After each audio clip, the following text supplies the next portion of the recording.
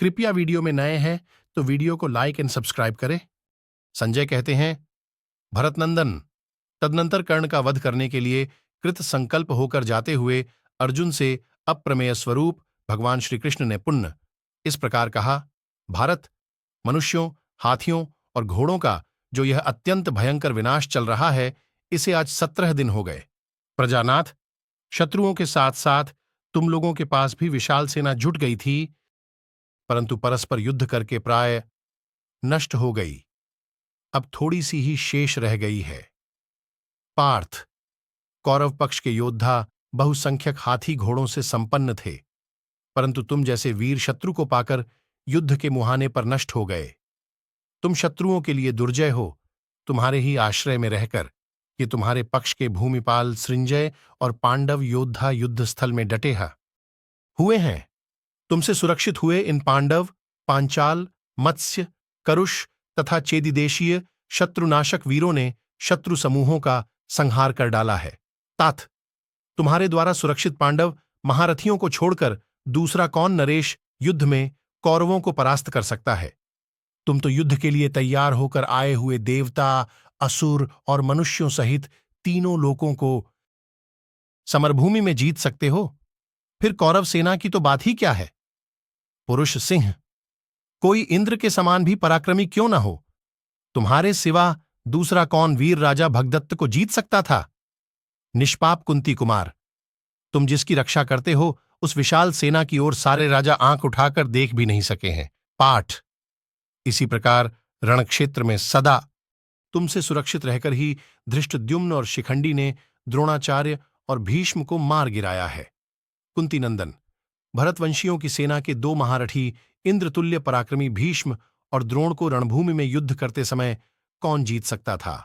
नरव्याघ्र, अक्षौहिणी सेना के अधिपति, वीर, अस्त्रवेत्ता, भयंकर पराक्रमी, संगठित, रणोन्मत्त तथा कभी पीछे न हटने वाले भीष्म, द्रोण, कृपाचार्य, वेंकटन कर्ण, अश्वत्थामा, भूरिश्रवा, कृतवर्मा, जयद्रथ, शल्य तथा राजा दुर्योधन जैसे समस्त महारथियों पर इस जगत में तुम्हारे सिवा दूसरा कौन पुरुष विजय पा सकता है। अमर्षशील क्षत्रियों के बहुत से दल थे जो बड़े भयंकर और अनेक जनपदों के निवासी थे। वे सब के सब नष्ट हो गए। उनके घोड़े, रथ और हाथी भी धूल में मिल गए। भारत, गोवास, दासमीय, वसाती, प्राच्य, वार्धान और भोज देश के निवासी अभिमानी वीरों की तथा संपूर्ण क्षत्रियों की सेना, जिसमें उद्दंड घोड़ों और उन्मत्त हाथियों की संख्या अधिक थी, तुम्हारे और भीमसेन के पास पहुंचकर नष्ट हो गई। उग्र स्वभाव, भीषण पराक्रमी एवं भयंकर कर्म करने वाले तुषार, यवन, खश, दार्वाभिसार, दरद, शक, माठर, तंगण, आंध्र, पुलिंद, किरात, म्लेच्छ, पर्वतीय तथा समुद्र तटवर्ती योद्धा जो युद्ध कुशल, रोषावेश से युक्त, बलवान एवं हाथों में डंडे लिए हुए है, क्रोध में भरकर कौरव सैनिकों के साथ दुर्योधन की सहायता के लिए आए हैं। शत्रुओं को संताप देने वाले वीर, तुम्हारे सिवा दूसरा कोई इन्हें नहीं जीत सकता। यदि तुम रक्षक न होते तो व्यूहाकार में खड़ी हुई धृतराष्ट्र पुत्रों की प्रचंड एवं विशाल सेना को सामने देखकर कौन मनुष्य उस पर चढ़ाई कर सकता था। प्रभु, तुमसे सुरक्षित रहकर ही क्रोध भरे पांडव योद्धाओं ने धूल से आच्छादित और समुद्र के समान उमड़ी हुई कौरव सेना को छिन्न भिन्न करके मार डाला है। अभी 7 दिन ही हुए हैं, अभिमन्यु ने मगध देश के राजा महाबली जैतसेन को युद्ध में मार डाला था। तत्पश्चात भीमसेन ने राजा जैतसेन के भयानक कर्म करने वाले 10,000 हाथियों को, जो उन्हें सब ओर से घेर कर खड़े थे, गदा के आघात से नष्ट कर दिया। तदनंतर और भी बहुत से हाथी तथा सैकड़ों रथ उनके द्वारा बलपूर्वक नष्ट किए गए। पांडुनंदन, पाठ, इस प्रकार महाभयंकर युद्ध आरंभ होने पर तुम्हारे और भीमसेन के सामने आकर बहुत से कौरव सैनिक घोड़े, रथ और हाथियों सहित यहां से यमलोक पधार गए। माननीय कुंतीनंदन, पांडव वीरों ने जब वहां सेना के प्रमुख भाग का विनाश कर डाला, तब भीष्म जी भयंकर बाण समूहों की वृष्टि करने लगे। वे उत्तम अस्त्रों के झाता तो थे ही, उन्होंने पांडव पक्ष के छेदी, काशी, पांचाल, करूष, मत्स्य और केकयदेशीय योद्धाओं को अपने बाणों से आच्छादित करके मौत के मुख में डाल दिया। उनके धनुष से छूटे हुए बाण शत्रुओं की काया को विदीर्ण कर देने वाले थे। उनमें सोने के पंख लगे थे और वे लक्ष्य की ओर सीधे पहुंचते थे। उन बाणों से संपूर्ण आकाश भर गया। वे एक एक मुट्ठी बाण से ही युद्धस्थल में एकत्र हुए लाखों महाबली पैदल मनुष्यों और हाथियों का संहार करके सहस्रों रथियों को मार सकते थे। भीष्म जी युद्धस्थल में दोषयुक्त आविद्ध आदि 9 गतियों को छोड़कर केवल 10वीं गति से बाण छोड़ते थे। वे बाण पांडव पक्ष के घोड़ों, रथों और हाथियों का संहार करने लगे। लगातार 10 दिनों तक तुम्हारी सेना का विनाश करते हुए भीष्म जी ने असंख्य रथों की बैठकें सूनी कर दीं, बहुत से हाथी और घोड़ मार डाले। उन्होंने रणभूमि में भगवान रुद्र और विष्णु के समान अपना भयंकर रूप दिखाकर पांडव सेनाओं का बलपूर्वक विनाश कर डाला। मूर्ख दुर्योधन नौकारहित विपत्ति के सागर में डूब रहा था, अतः भीष्म जी उसका उद्धार करना चाहते थे। उन्होंने चेदी, पांचाल तथा केकय नरेशों का वध करते हुए रथ, घोड़ों और रथियों से भरी हुई पांडव सेना को भस्म कर डाला। कोटि सहस्र पैदल तथा हाथों में उत्तम आयुध धारण किए हुए सृंजय सैनिक और दूसरे नरेश सूर्यदेव के समान ताप देते और सम्रांगण में विचरते हुए भीष्म की ओर आंख उठाकर देखने में भी समर्थ न हो सके। उस समय संग्राम भूमि में विचरते तथा विजय से उल्लासित होते हुए भीष्म जी पर पांडव योद्धा अपनी सारी शक्ति लगाकर बड़े वेग से टूट पड़े, किंतु सम्रांगण में भीष्म जी अकेले ही पांडवों और सृंजयों को खदेड़कर युद्ध में अद्वितीय वीर के रूप में विख्यात हुए। अर्जुन, तुमसे सुरक्षित हुए शिखंडी ने महान वृद्धारी पुरुष सिंह भीष्म जी पर चढ़ाई करके झुकी हुई गांठ वाले बाणों द्वारा उन्हें मार गिराया। वे ही ये पितामह भीष्म। तुम जैसे पुरुष सिंह को विपक्ष में पाकर धराशायी हो शरशैया पर सो रहे हैं, ठीक उसी तरह जैसे वृत्रासुर इंद्र से टक्कर लेकर रणशैया पर सो गया था।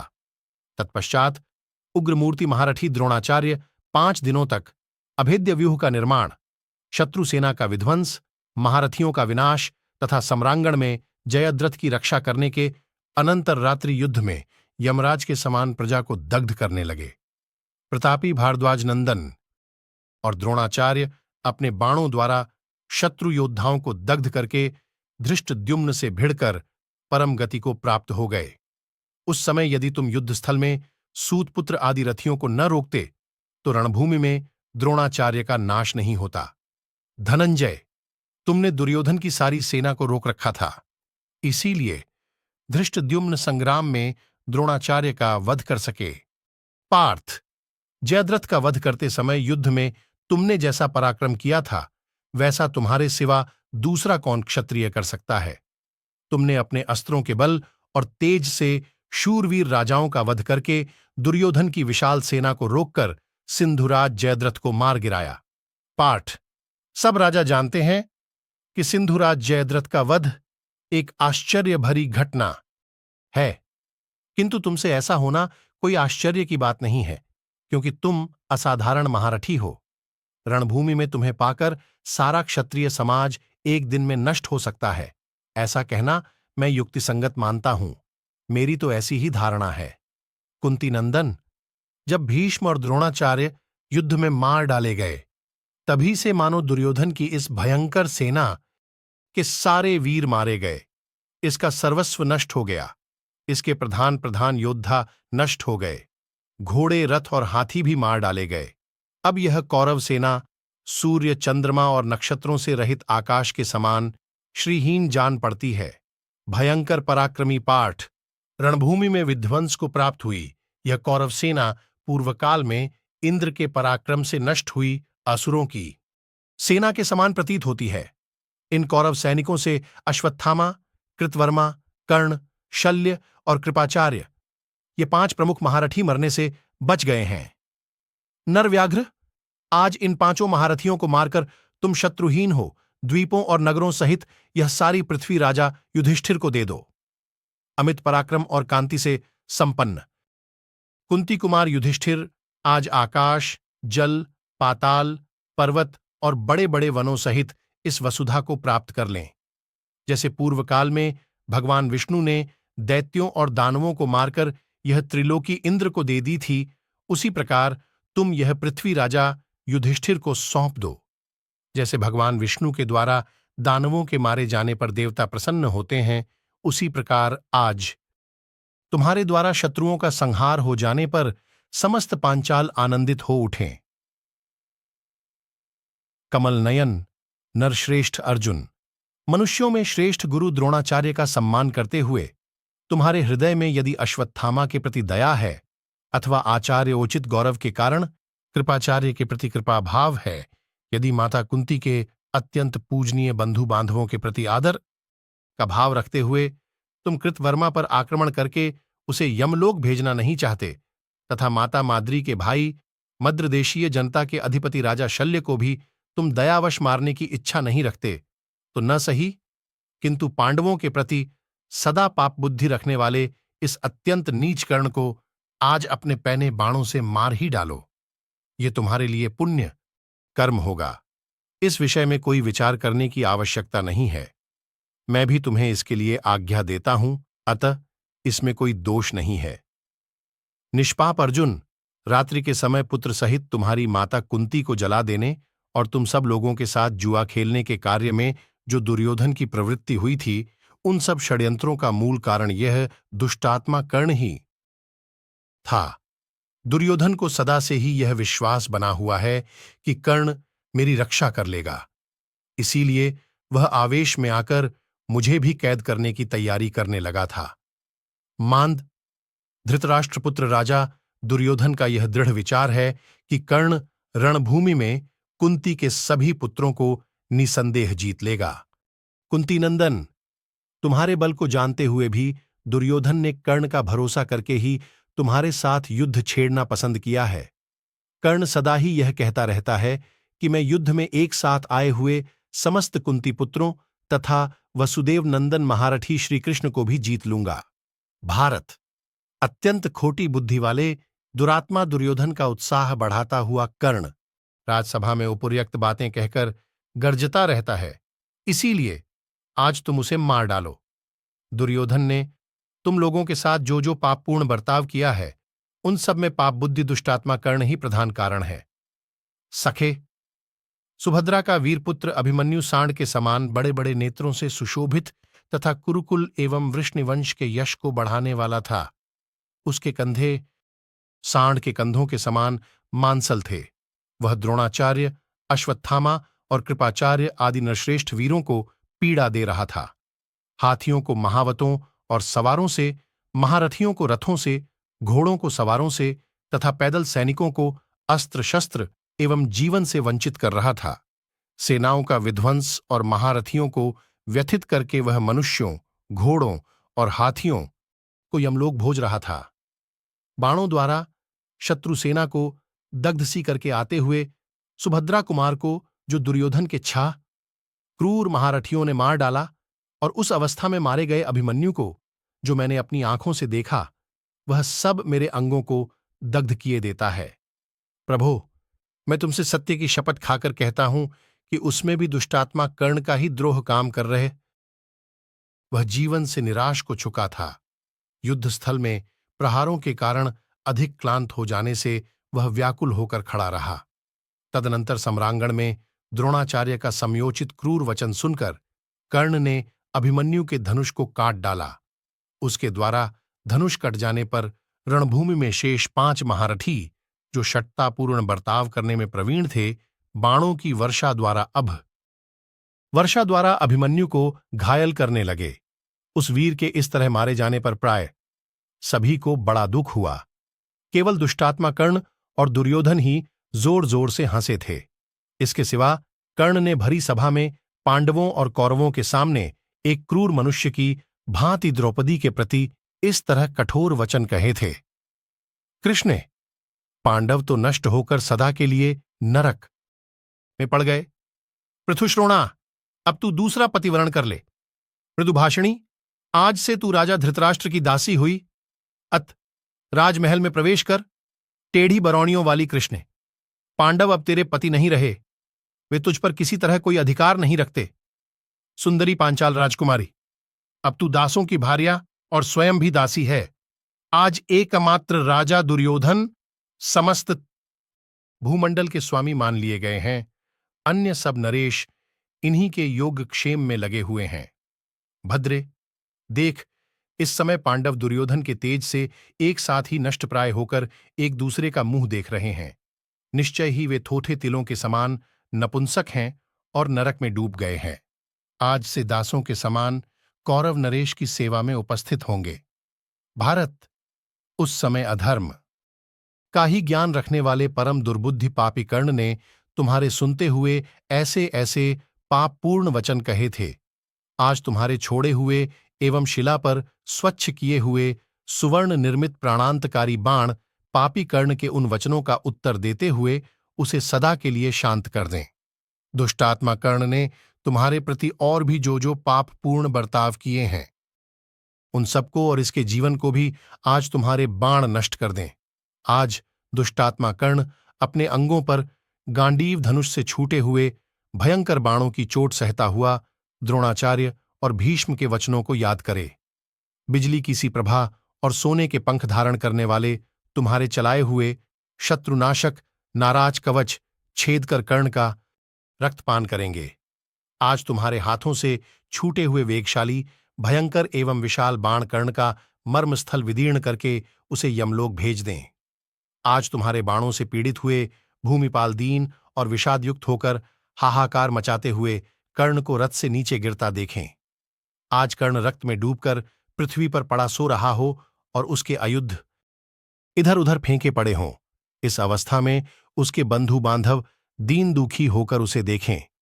आज हाथी के रस्से के चिह्न से युक्त अधिरथ पुत्र कर्ण का विशाल ध्वज तुम्हारे भल्ल से कटकर कांपता हुआ इस पृथ्वी पर गिर पड़े।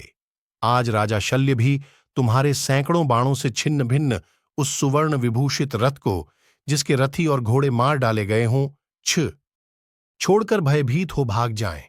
माननीय पुरुषों को मान देने वाले पार्थ, यदि तुम सूत पुत्र कर्ण को देखते देखते अपनी प्रतिज्ञा की पूर्ति के लिए उसके पुत्र वृषसेन को बाणों द्वारा मार डालो, तो अपने प्रिय पुत्र को मारा गया देखकर वह दुरात्मा कर्ण द्रोणाचार्य, भीष्म और विदुर जी की कही हुई बातों को याद करे। तत्पश्चात आज तुम्हारे द्वारा अधिरथ पुत्र कर्ण को मारा गया देख तुम्हारा शत्रु दुर्योधन अपने जीवन और राज्य दोनों से निराश हो जाए। भरत श्रेष्ठ, कर्ण के तीखे बाणों की मार खाते हुए भी वे पांचाल वीर पांडव सैनिकों का उद्धार करने की इच्छा से कर्ण की ओर ही दौड़े जा रहे हैं। अर्जुन, तुम्हें झांत होना चाहिए कि पांचाल योद्धा द्रौपदी के पुत्र धृष्टद्युम्न, शिखंडी धृष्टद्युम्न के पुत्रगण नकुल कुमार शतानीक, नकुल सहदेव, दुर्मुख, जनमेजय, सुधर्मा और सात्यकी, ये सब के सब कर्ण के वश में पड़ गए हैं। शत्रुओं को संताप देने वाले अर्जुन, देखो, कर्ण के द्वारा घायल हुए तुम्हारे बांधव पांचालों का वह घोर आर्तनाद रणभूमि में स्पष्ट सुनाई दे रहा है। पांचाल योद्धा किसी तरह भयभीत होकर युद्ध से विमुख नहीं हो सकते। वे महाधनुर्धर वीर महासमर में मृत्यु को कुछ नहीं गिनते हैं। जो सारी पांडव सेना को अकेले ही अपने बाण समूहों द्वारा लपेट लेते थे, उन भीष्म जी का सामना करके भी पांचाल योद्धा कभी युद्ध से मुंह मोड़कर नहीं भागे। वे ही महारथी वीर कर्ण को सामने पाकर कैसे भाग सकते हैं। मित्रवत्सल, जो वीर द्रोणाचार्य प्रतिदिन अकेले ही संपूर्ण पांचालों का विनाश करते हुए पांचालों की रथ सेना में काल के समान विचरते थे, अस्त्रों की आग से प्रज्वलित होते थे, संपूर्ण धनुर्धरों के गुरु थे और सम्रांगण में शत्रु सेना को दग्ध किए देते थे। अपने बल और पराक्रम से दुर्घर्ष उन द्रोणाचार्य को भी संग्राम में सामने पाकर वे पांचाल अपने मित्र पांडवों के लिए सदा डटकर युद्ध करते रहे। शत्रु दमन। अर्जुन, पांचाल सैनिक युद्ध में सदा शत्रुओं को जीतने के लिए उद्यत रहते हैं। वे सूतपुत्र कर्ण से भयभीत हो कभी युद्ध से मुंह नहीं मोड़ सकते। जैसे आग अपने पास आए हुए पतंगों के प्राण ले लेती है, उसी प्रकार शूरवीर कर्ण बाणों द्वारा अपने ऊपर आक्रमण करने वाले वेगशाली पांचालों के प्राण ले रहा है। भरत श्रेष्ठ, देखो, वे पांचाल योद्धा दौड़ रहे हैं। निश्चय ही कर्ण और दूसरे दूसरे योद्धा उन्हें दौड़ा रहे हैं। देखो, वे कैसी बुरी अवस्था में पड़ गए हैं। जो अपने मित्र के लिए प्राणों का मोह छोड़कर शत्रु के सामने खड़े होकर जूझ रहे हैं, उन सैकड़ों पांचाल वीरों को कर्ण रणभूमि में नष्ट कर रहा है। भारत कर्ण रूपी अगाध महासागर में महाधनुर्धर पांचाल बिना नाव के डूब रहे हैं। तुम नौका बनकर उनका उद्धार करो। कर्ण ने मुनिश्रेष्ठ भृगुनंदन परशुराम जी से जो महाघोर अस्त्र प्राप्त किया है, उसी का रूप इस समय प्रकट हो रहा है। वह अत्यंत भयंकर एवं घोर भार्गवास्त्र पांडवों की विशाल सेना को आच्छादित करके अपने तेज से प्रज्वलित हो संपूर्ण सैनिकों को संतप्त कर रहा है। ये संग्राम में कर्ण के धनुष से छूटे हुए बाण भ्रमरों के समूहों की भांति चलते और तुम्हारे योद्धाओं को संतप्त करते हैं। भरतनंदन, जिन्होंने अपने मन और इंद्रियों को वश में नहीं कर रखा है, उनके लिए कर्ण के अस्त्र को रोकना अत्यंत कठिन है। सम्रांगण में इसकी चोट खाकर ये पांचाल सैनिक संपूर्ण दिशाओं में भाग रहे हैं। पाठ दृढ़तापूर्वक क्रोध को धारण करने वाले ये भीमसेन सब ओर से सृंजयों द्वारा घिरकर कर्ण के साथ युद्ध करते हुए उसके पैने बाणों से पीड़ित हो रहे हैं। भारत जैसे प्राप्त हुए रोग की चिकित्सा न की गई तो वह शरीर को नष्ट कर देता है, उसी प्रकार यदि कर्ण की उपेक्षा की गई तो वह पांडवों, सृंजों और पांचालों का भी नाश कर सकता है। युधिष्ठिर की सेना में तुम्हारे सिवा दूसरे किसी योद्धा को ऐसा नहीं देखता जो राधापुत्र कर्ण का सामना करके कुशल पूर्वक घर लौट सके। नरश्रेष्ठ पार्थ, आज तुम अपनी प्रतिज्ञा के अनुसार तीखे बाणों से कर्ण का वध करके उज्ज्वल कीर्ति प्राप्त करो। योद्धाओं में श्रेष्ठ केवल तुम ही संग्राम में कर्ण सहित संपूर्ण कौरवों को जीत सकते हो, दूसरा कोई नहीं। यह मैं तुमसे सत्य कहता हूं। पुरुषोत्तम पाठ। महारथी कर्ण को मारकर यह महान कार्य संपन्न करने के पश्चात तुम कृतसत्य सफल मनोरथ एवं सुखी हो जाओ।